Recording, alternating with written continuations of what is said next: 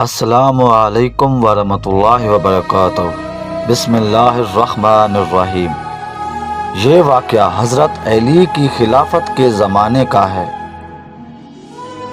ایک دن حضرت علی مسجد میں داخل ہوئے تو دیکھا کہ کچھ لوگ ایک فقیر پر ہنس رہے ہیں کیونکہ اس کے کپڑے پھٹے پرانے تھے۔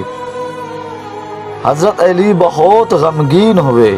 آپ نے ان لوگوں کو بلایا اور فرمایا، کیا تمہیں معلوم ہے کہ سب سے بہتر لباس وہ ہے جس میں تکبر نہ ہو، اور سب سے بڑا انسان وہ ہے جو اللہ کے نزدیک عاجز ہو۔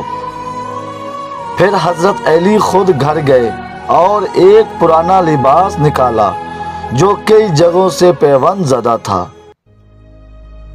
وہ لباس پہن کر دوبارہ مسجد میں آئے اور فرمایا، آج علی اس شخص سے زیادہ امیر ہے جس کے دل میں تکبر ہے۔